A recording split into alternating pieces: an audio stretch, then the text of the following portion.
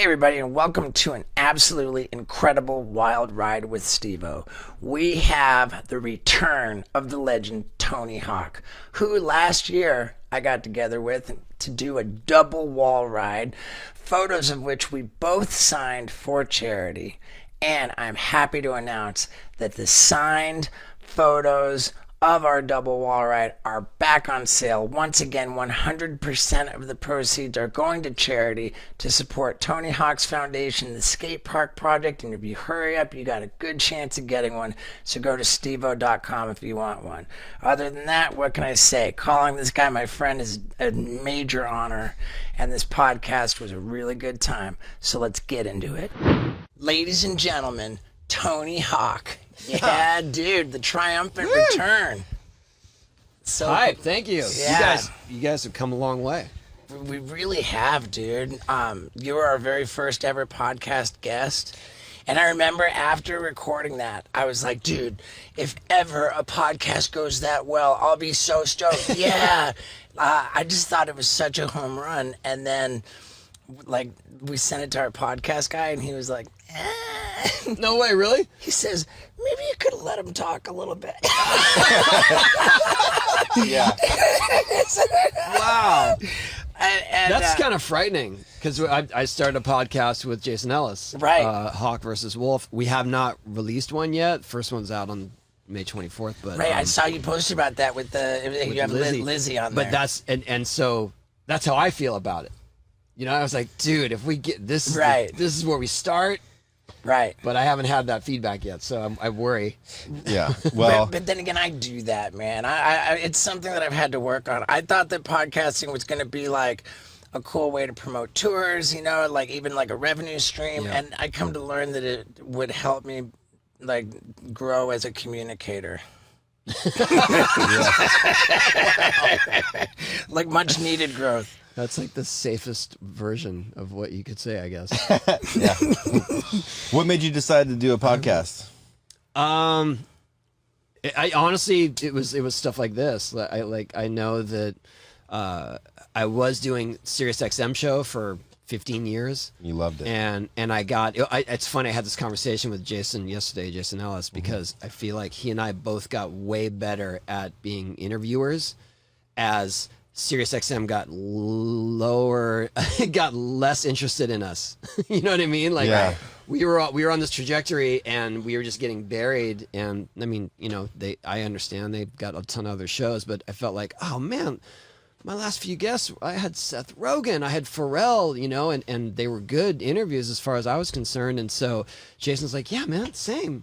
I was like, let's just do something. Let's bring it back, because he and I started on Sirius together. Right.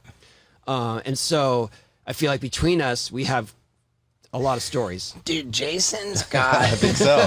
Right? I think so. Jason His has... stories veer more towards your antics, but we balance each other out.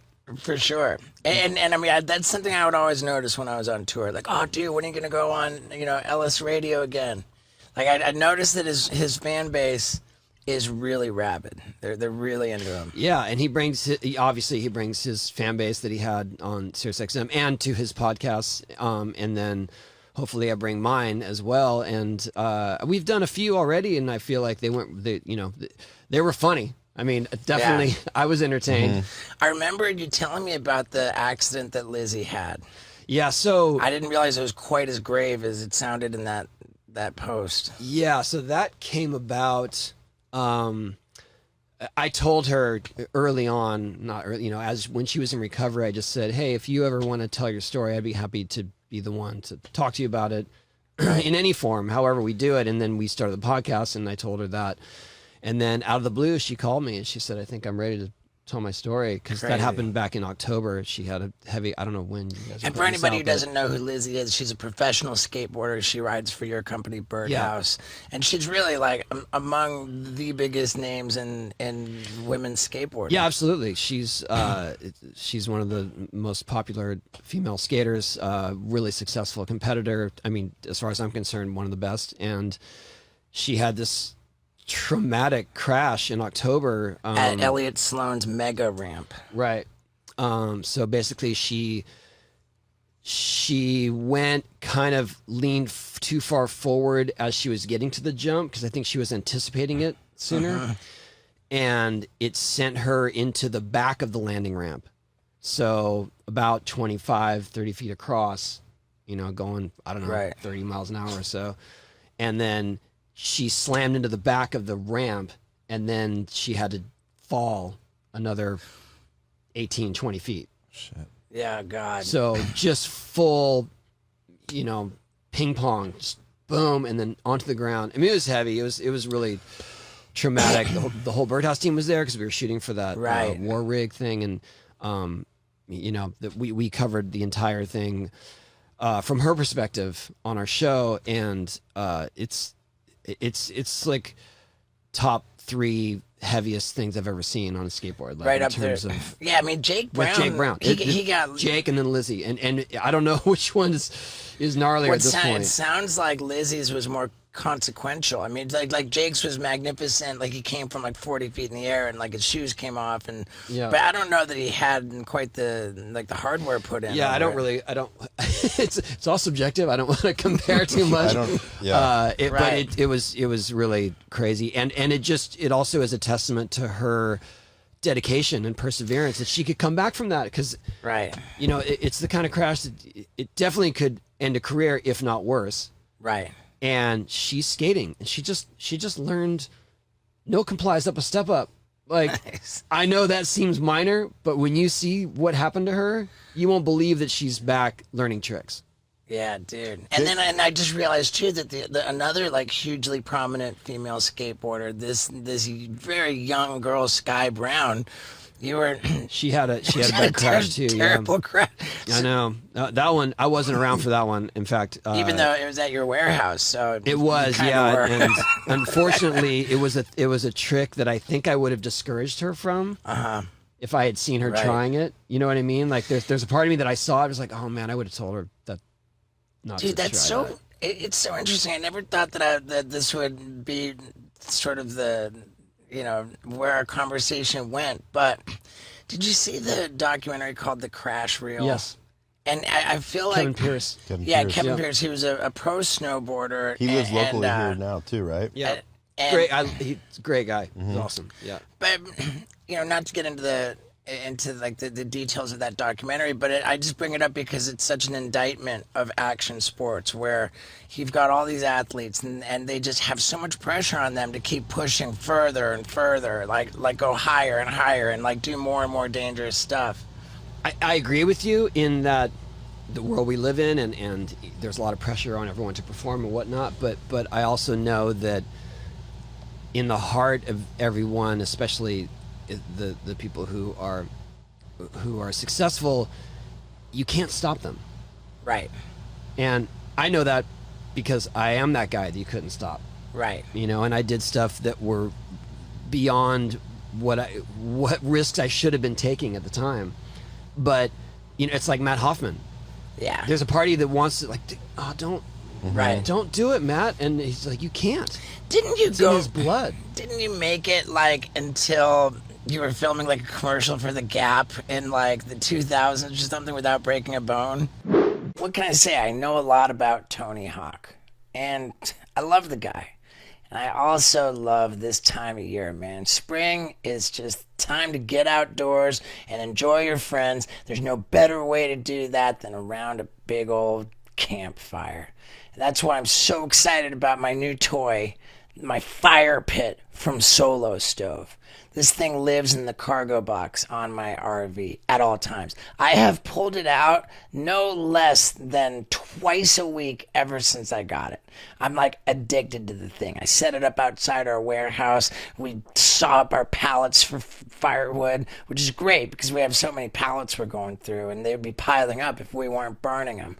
And we'd get in our little chairs, we'd get around the fire. We'd just always have a great time, man. This thing's so solidly constructed, and it's got its own little ventilation thing, which makes it like virtually smokeless. You don't stink like the fire in your clothes or anything.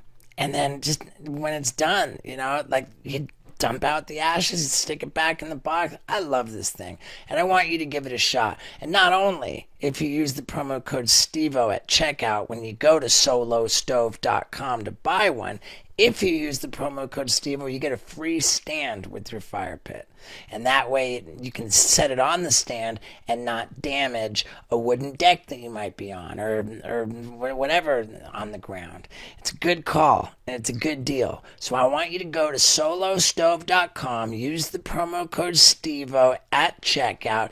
That gets you the free stand, and hurry up while it's this time of year. You can get around that fire with your friends and just have a great time. You're going to thank me for it, so hurry up and go do that right now. And let's hear about Tony breaking his first bone. Yeah, 98. Really? 98. Broke my elbow on a Gap commercial. After how many years of not breaking anything? Well, I mean, he's been professional since the 20? 70s. 20 right? years, yeah. Not breaking anything. I mean, yeah, but I had plenty of injuries. Yeah. You know, I know that the whole idea is like, how many bones have you broken? Right. I'm like, well, I had 2 knee surgeries and like at least 10 concussions up to that point, and you know, fractured this and that and bent and whatever. But yeah, but it was, I knew it right when I hit. Right. Like I did a Weddle backside 180 over this fun box. I mean, I could tell you the story. It's pretty funny because Sure. it was at a time, it was 98, so I wasn't really making money, and I got a Gap commercial. I was like, dude, you know, this is awesome. And, you know, you get whatever rate you get for the day, and the idea that you're going to get royalties going forward, like residuals from the commercial, that was the whole thing. It's just like, Right. this could be my income for the next 6 months. So luckily we shot vert. They had a vert ramp there. We shot the vert stuff before we got into this other thing. And so they got their vert footage, and then we were going over this launch box, and that was the big thing back then, right? It was like X Games type of stuff. You know, launch kicker, launch box, and then flat on the top, and then a wedge ramp down. Like that was the thing. BMX, rollerblading, skateboarding. And so I went over it, and then I was just like, I gotta give him something more. So I decided I'm gonna do a backside 180, you know, Weddle grab, and like a Japan. And they're like, all right, action. I did it, and I landed it, like barely cleared it. And they're like, we didn't move the camera fast enough. Can you do that one again? And I just knew when they said that, I was like, I don't know if I can do that one again. Was Jeff Tremaine the director?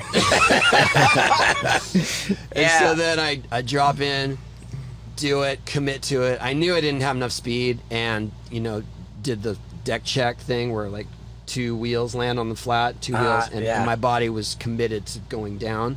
So I basically ejected to the ground. And, you know, that was like, I don't know, 8 feet or something. But landed on my elbow and thought that I don't know, I thought I bruised my rib or my lung or something. And then as soon as I came up, I could just see this thing like moving the wrong way on my elbow. Yeah. And immediately I felt nauseous. And I knew right then, I was like, I broke it. Man. And I was just like, dude, of all the times when I would really actually need the money, It's I crazy. broke my. Did they pay you extra because you broke something for a Gap commercial or no? Well, that was the weird part about it, is that I went to the hospital, and the doctor told me, it's like, nah, you didn't break it. You're fine. I'm just like, this thing's like moving around. It's pretty Chicken obvious. wing hanging out. And then he comes back after the X-ray. He's like, oh, I stand corrected. You broke it. It's like, cool. And so because I got hurt during the shoot, I was they put me on workman's comp.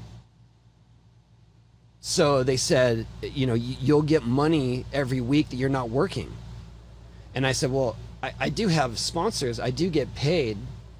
And they said, yeah, but if you're not working in commercials. I was like, well, I rarely work in commercials anyway. Like, I'm trying to dispute the fact that they're trying to pay me workman's comp. Yeah. I just felt weird. And they're like, well, you know, how if you were to do commercials, how much would you make? And I said, well, as much as this one, I guess. And they said, okay, well, then you get $500 a month. And I was like, what? It's crazy to me to hear you say that in 1998 you weren't making money. Like, Yeah, I mean, I was scraping by. right, You know, it was more like the years prior to that. I was hurting. Like I had to downsize and sell a house, and I had to. Yeah, and it makes sense to me. I mean, I know that like throughout the 80s it was like this crazy skateboarding boom, and then the 90s kind of got quiet, especially for vert skaters. Yeah. I'd say 92 to 96 were the most struggle in terms of Right.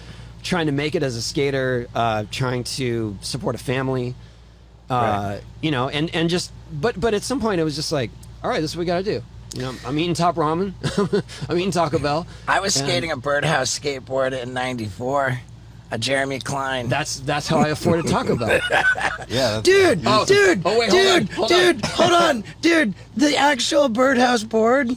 Because I always want to have some indication on the top of the board what the tail and what the nose is. Oh, yeah. So, dude, that board, that Jeremy Klein, I took the panel from a Taco Bell, a Mexican pizza box. And I taped it across the board, and then laid the grip tape. So it looked like it was a professional Taco Bell skateboard. Wow.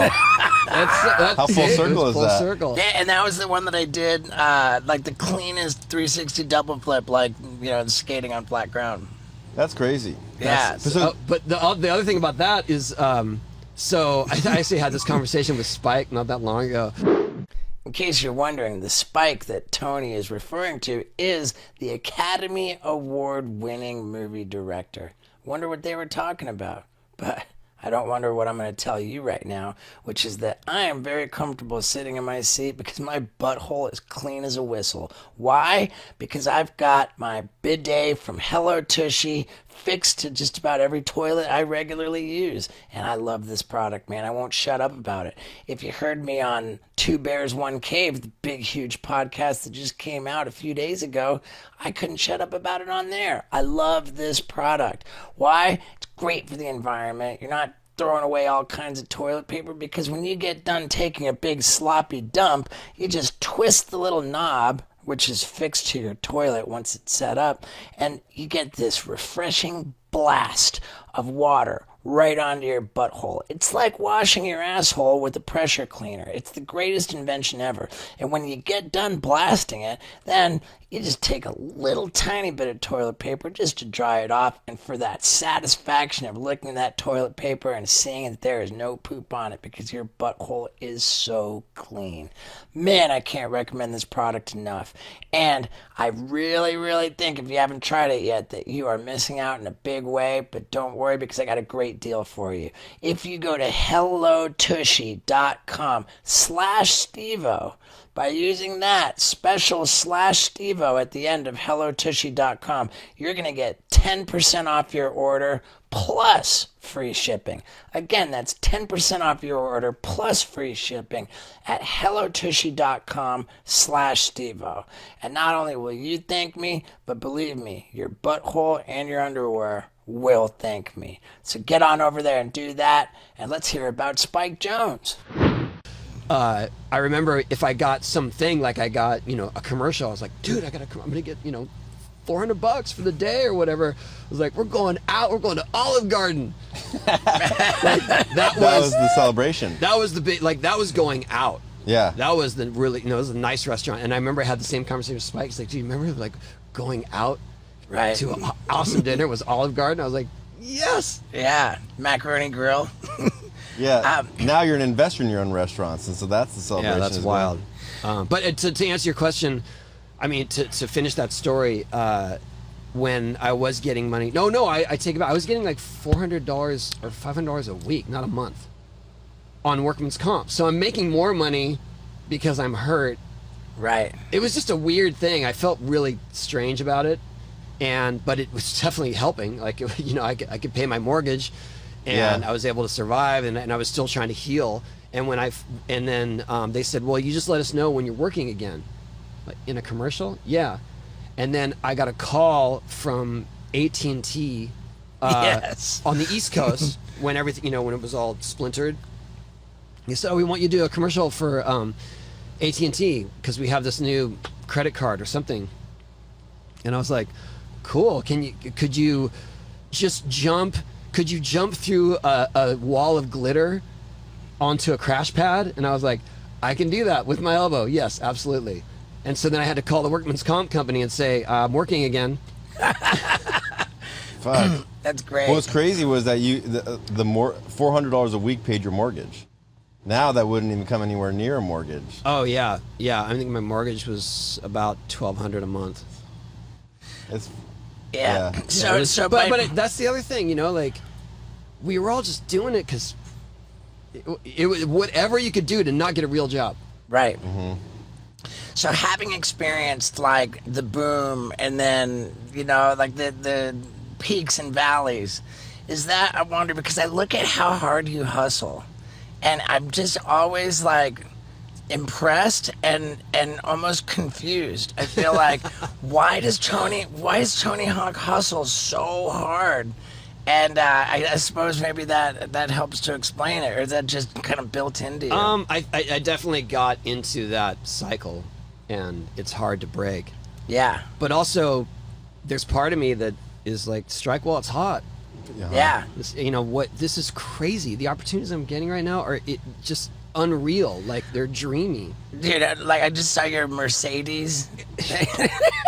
I'm like, dude, I've seen you like, team up with so many like cool sponsorships, and I just get jealous. I'm like who gets? I even sent an email to someone on your team, like, who gets Tony all of these cool deals? And like, can I talk to that person? I'll tell you. And they said it was your manager, a lady named Sheila. Is that right? Sandy. Yeah, but I'll tell you how that came about. So I think it's because, especially right now, like I've done 4 pretty big shoots in the last month, which was, a couple even years ago, 3 or 4 years ago, didn't happen even once a year.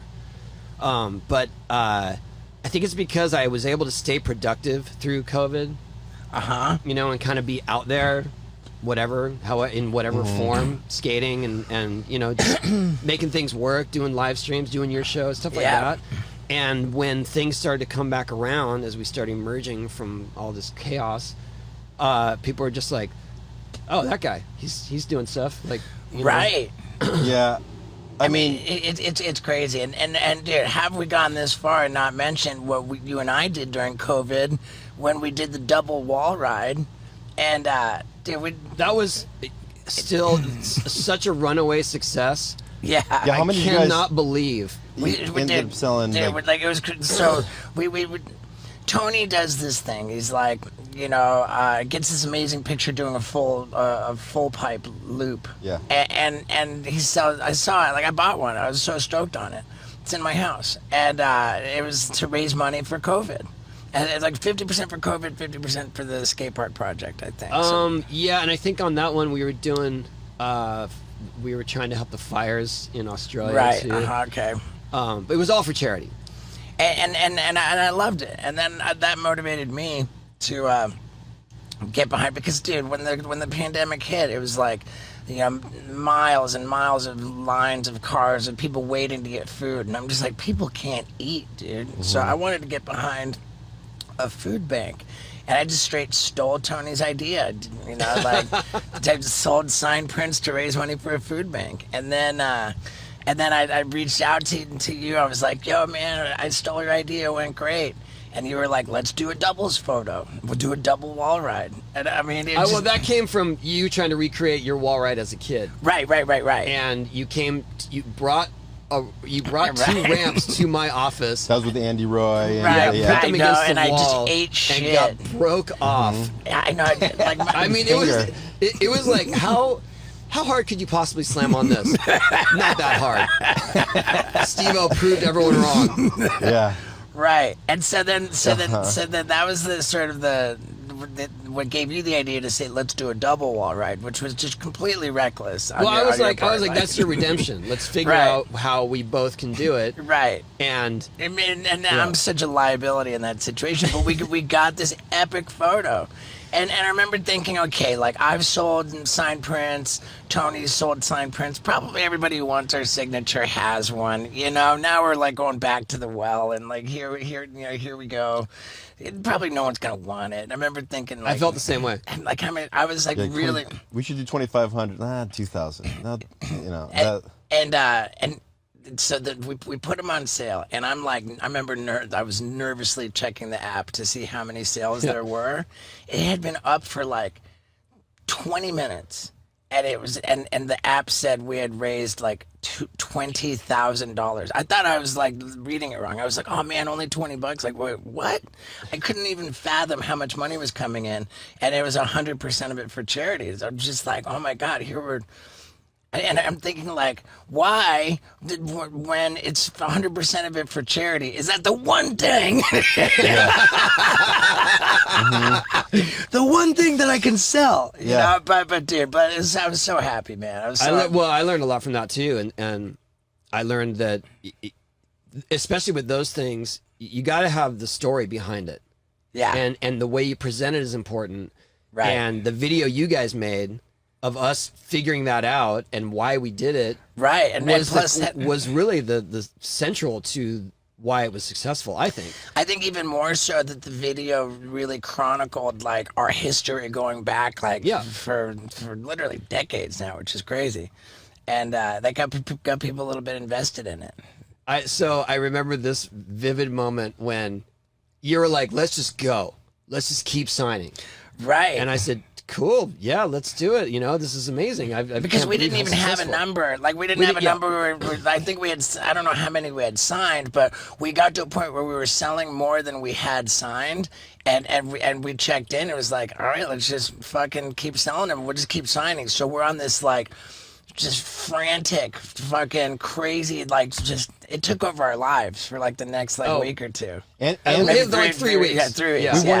We weren't even down here, so we were driving from LA. Right. Back. So you guys were driving. So he would sign whatever, a couple thousand, and then your guy would meet us there, or vice versa. Or you guys would bring him down. Right. I would get him. I'd frantically start doing it. Then someone drives into Riverside to get him to get him shipped out. It was nonstop for a few weeks. But I do remember this one moment because you're like, dude, they just keep selling, and and then at some point it got to a point where it was like, we'll get to 1 million. This is gonna be crazy.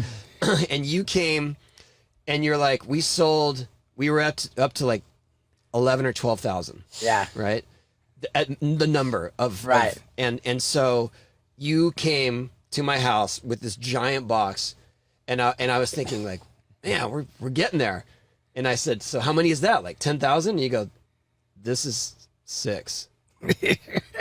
Like once you sign this giant box right here, 6,000. we're halfway there. Right. And that's when we both looked at each other and we're like, we can't keep doing it. And I had only put that video on YouTube. I had not put it on my Facebook or my Instagram. So, like, we really could have sold way more, and we just got burned out on it. But then now here we are. We got back together, the triumphant return of Tony Hawk to the Wild Ride podcast, and we're putting them back on sale. I'll have said that in the intro to this.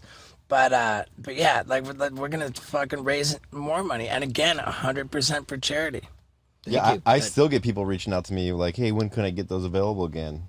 So everybody asking. Yeah, it's been much more pleasant to do that at my pace. Yeah. Right. At my own pace. Right. So I just signed that box. It was like 1,000 or 1,500, but it was just more like when I have an extra 15, 20 minutes, I'm going to burn through these and I'm going to go do my other stuff. It doesn't take all the time away from my kids like it had. Are you guys going to have a limit of what you're going to sell this time, or are you going to... I think it makes sense. Go for the glory. It's so crazy because I'm right back in the place of thinking like, I don't know, man. We already I don't know how many we can sell. I mean, come on, dude. I don't know.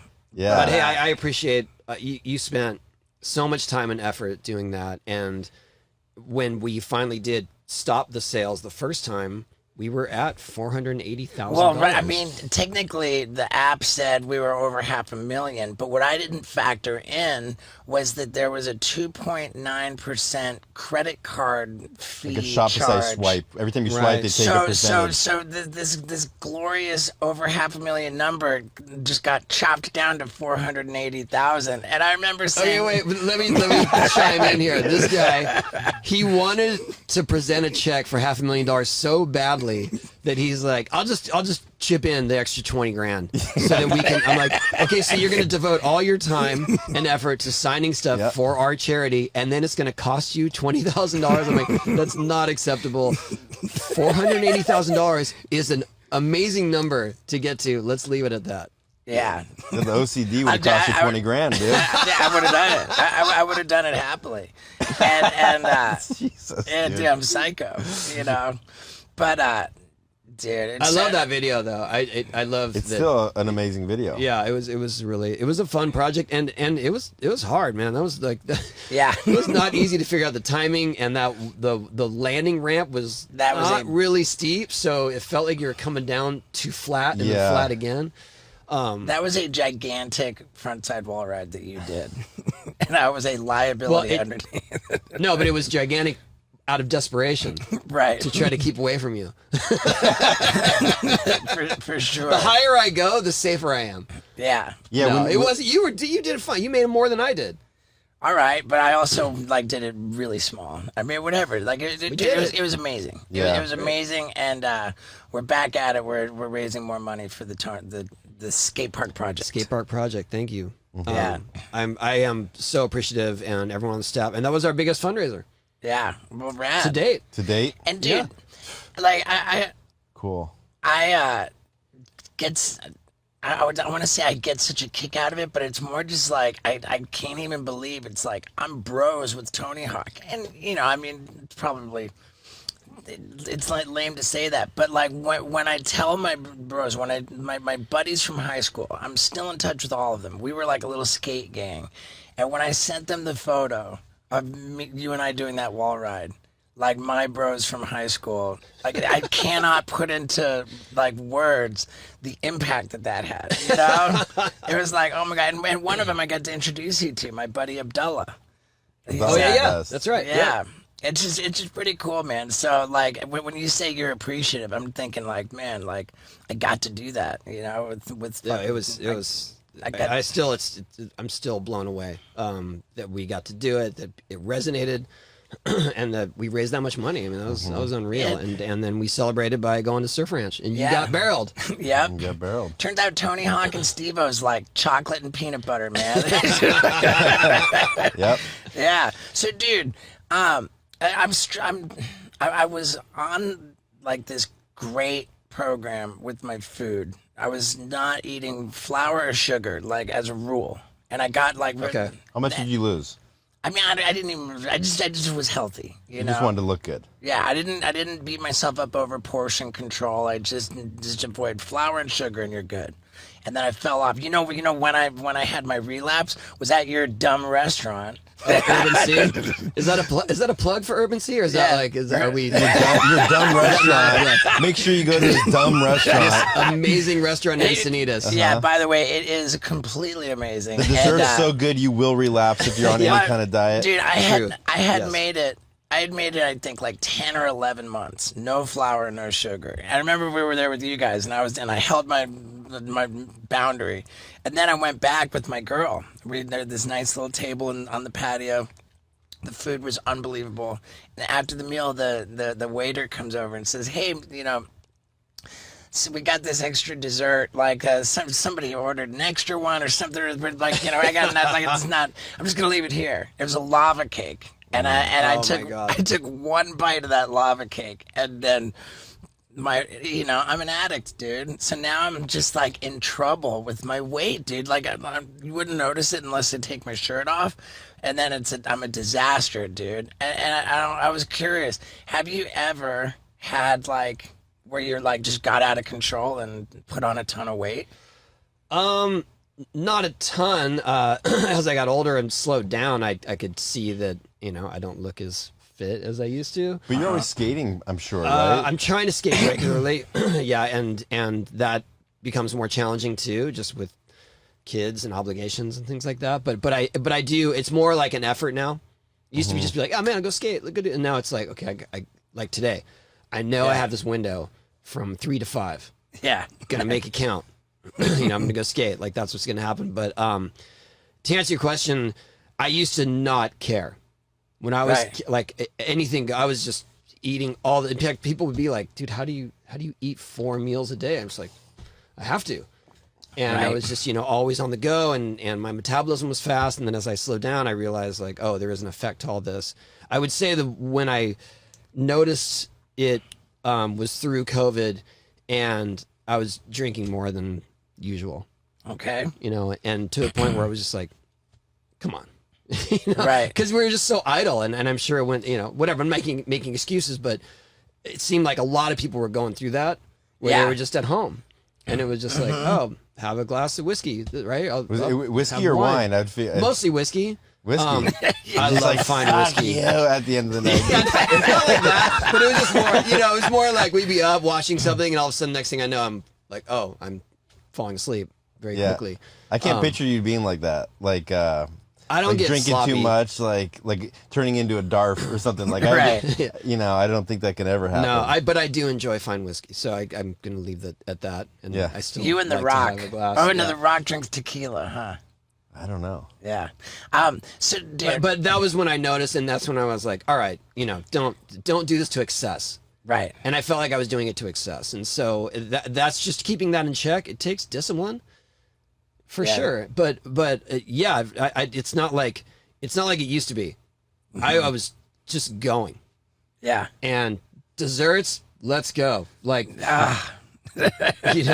grand slams for breakfast. Yes. I got it. But I'm today's day 5. I'm back off of sugar and flour. How do you avoid that? I mean, it's just kind of within reason, right? Like, you're not going to completely avoid sugar, but if sugar is like one of the top 3 or 5 ingredients, then Just probably no carbs. in that. and no bread. Like, Yeah, I've definitely cut back on bread. yeah, can't have bread, man. Okay, so I wanted to ask you this too. Have you ever had, on any level, like a public feud? Like where, That's a good question. Not really. it's just not something you picture. You can't picture anybody be like, man, fuck Tony Hawk. Yeah, never. I've definitely stood up for myself, and on social media when getting I remember when people gave you critiqued heat. and stuff. People gave you heat over doing a Got Milk ad, and Sure, I remember yeah. you standing up, saying like, "I drink milk, man. I don't understand What's what the heat?" Right, but that wasn't like anything like. Oh, I did, but I did one. I did one last year through Yeah, COVID. Did right. it again, Uh-huh. and Power to you. I put milk on my cornflakes this morning. So Oh, dude, that's right. You did the McTwist with the milk, yeah, yeah. Why- That was on TMZ. It was amazing. What's so bad about drinking milk? I mean, some people. Animal people? animals, It's and it's the dairy basically- industry, and there is controversy, and Right. I respect people's opinions, but this is what I do. Like I'm not changing my values to get paid Right. by Got Milk. Right. I drink milk. Like I enjoy it. I like milk. Yeah, I like Yeah. it, and I put it on my cereal, and sometimes in Yeah, I in did. coffee, or I eat ice cream, and I have my whole life. So Right. you. I think the issue is that people say like, "Oh, you're a sellout." It's like, dude, this is what I've been doing. Right. I love that. But I bring this up because, like, the whole, has Tony Hawk ever had a feud? Because I had, like, a situation with somebody, and I was inclined to, like, be on my podcast and tell this story and complain about it and, like, and I actually did. I won't even say which podcast it was. But I was doing my little evening meditation, and it just, I was thinking, man, like, am I gonna leave this rant where I go off and tell this negative story in my pod, and what made my decision? I was like, Tony Hawk would never do that. I was like, I guess the closest thing to a feud or any sort of thing like that would be, this whole nonsense of, like, I stole the 900 from Tuss Pappas, and I made sure he was not in the X Games, and all that is fabricated. And you know what? I stand by it, but at the same time, I don't want to. I don't want to. There's a point where it's just like people are just going to believe what they believe. Right. Sometimes they want to believe Right. those things because they don't want to believe that it could be really that spontaneous or special. I just have to let that go, and that's fine. And so, you know, there's also the whole thing, like, you doth protest too much. Like, if you're fighting it so hard, it just looks like you're guilty of this thing that you're being accused of. And I know what happened. I know it's true and real, and I didn't step on anyone's toes or steal something from someone or do these manipulations, and so I just have to accept that. But it is very, it's hard. It's hard to restrain yourself when you're just like, dude. Right. Was it hard to It's not real. You know what I mean? Was it hard to restrain yourself when Steve said that he was a better street skater than you? It wasn't, because if he's doing double 360 flips on the flat, he was a better street skater. Soft protest. He was like, yeah, you probably are. But dude, I wasn't even, man. So, you know, going back to that whole story when he was on his rad email list, and I chose to be off the rad email list, which I probably shouldn't have done. Like, I guess I replied all, like, I'm out, I don't have time. Because he asked, this email list is too big, who wants out, so I can add more people in. I was like, I don't have time to read them. It was a test. Right. He wanted to see who was like, you fucking done forever, dude. And so then he went off on this rant, like, fuck you, Tony Hawk, yeah, I'm a better street skater than you anyway, back. And I read it and I thought, hey, he probably was. Does anybody want out? And then somebody's out and they just get blasted. How dare dude. you? Oh no, I got blasted, but I was not included in the blast email. Oh. So other people were sending it to me. I'm pretty sure I sent it to you. I kept you on to blast you. Like, you didn't bring in someone new. You were never even that rad. You still have those emails? I think I asked you before. I would love to read them. You know what? I believe that they're archived on the internet by someone just completely random. I remember I had some communication with Baba Booey, Gary Delabate. Yeah. And right then, because they wanted me to be on the wrap-up show. Yeah. And I said, dude, are you on the SIVO thing? He's like, yeah, man, you can just feel the drugs when you read it. Right. Jesus. Right. I know, man. When's the last time that you were on the Stern show? I've never been on the show itself. I was on the wrap-up show, yeah. A couple times. I mean, I'm a big fan, so when I'm on the wrap-up show, I can hold my own in terms of knowing what's going on with the show and the dynamics. Who's your favorite whack pack? Oh man, that's hard. Wow. You know what to do. Yeah. I did love Eric, but Eric, like, I can't remember. He said something about me, and he's like, Tony hit his head one too many times. And I was like, dude, at least he knows who I am. That's so funny. Yeah. Eric the actor. Yeah. I like Eric the actor. Or You know what? Eric the Beetlejuice? actor was the best. He Yeah. was. It's like Howard said. He would just fight to the death, like on whatever it was, and hold his ground, and you know, and that's amazing. So yeah, for sure. Eric But the actor. I do love Wendy, because did you hear when Wendy was the judge on the? They had some kerfuffle, and Wendy had to be the judge on whether. Right. Whether someone was high loud in the pitch- whack pack. Yeah, high pitch was like, and she was awesome, and I was like, yes. Yeah. Well, right digress. on, man. What other stuff can we let people know about? There's the Get on the Hawk versus Wolf podcast. That's coming. First show will be May 24th, and then where can they June hear that? 15th. Wherever Everywhere. podcasts are. Yeah, we'll be out there. Yeah. We'll make it happen. Sam Jones is actually working on a documentary about my life. And we're Nice. kind of wrapping up the interviews now, so that's been interesting, cathartic, weird. Okay. I was never, I don't know. It wasn't like I was ever trying to do that. You know what I mean? Like, who wants my life story? It was just he brought me the idea, and I trust his work and his sensibilities, and I was like, yeah, you're the guy. I'm shocked that there hasn't already been like a definitive Tony Hawk documentary. There was one in the early 2000s that was like more of an ESPN piece. Right.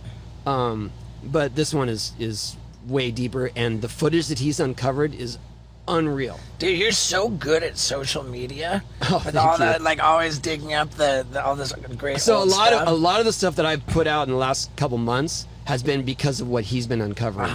And he'll send me a link like, dude, look at this contest. And the cool thing about Sam, I don't know if people know, Sam Jones is a prolific photographer.